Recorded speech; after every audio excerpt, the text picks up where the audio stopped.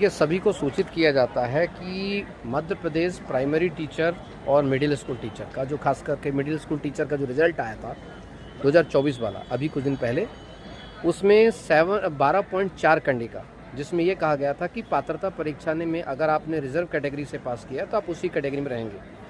उससे संबंधित एक केस लगा था 5636/2025, सबसे पहला केस था मध्य प्रदेश हाईकोर्ट में, जिसे मैंने फाइल किया था। बाकी उसके बाद बाकी सभी लोगों ने केस फाइल करके उसी से कनेक्ट करवा रहे हैं।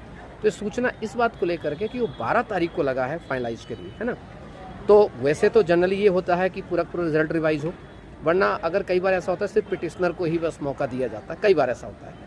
तो ये वीडियो बनाने का मकसद है कि जितने भी ऐसे कैंडिडेट्स हैं जिनका मार्क्स जनरल कैटेगरी से ज़्यादा होने के बावजूद भी बाहर हो गए हैं, चूँकि 12.4 की वजह से, वो सभी लोग अपने अपने वकील के माध्यम से, किसी के माध्यम से जो है उस याचिका से साथ जुड़ जाइए, क्योंकि पता नहीं 12 के बाद क्या हो क्या ना हो, क्योंकि फाइनल में लगा है।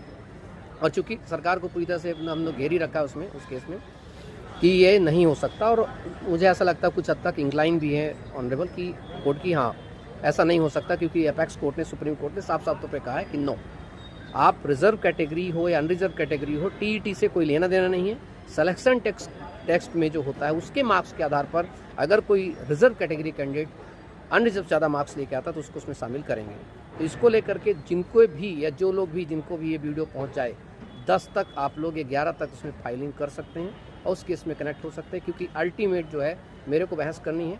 जितने भी केस हैं सभी जाकर उसी में कनेक्ट हैं। आप देखेंगे तो जो WP 5636/2025 है उसी में सब कनेक्टेड हैं। तो जितने भी लोग हैं, जितने भी उससे प्रभावित लोग हैं, वो लोग उसमें जुड़ सकते हैं, अपने अपने वकील के थ्रू जुड़ सकते हैं, जिससे मन करे कर सकते हैं आप लोग। क्योंकि ये वीडियो बनाने का सिर्फ मकसद ये था कि आप लोग उसमें बाद में वंचित ना रह जाएं, क्योंकि जब ये ऑर्डर हो तो सब आपके तरफ भी उसमें फेवर में कुछ हो सके। थैंक यू सो मच, अपना सब लोग ध्यान रखेंगे। और इसी प्रकार का लीगल अवेयरनेस मैं हमेशा बनाता रहता हूँ, क्योंकि केस बहुत बड़ा केस है, इसलिए मुझे लगा कि आप सबको बता के समझाना चाहिए। Thank you so much.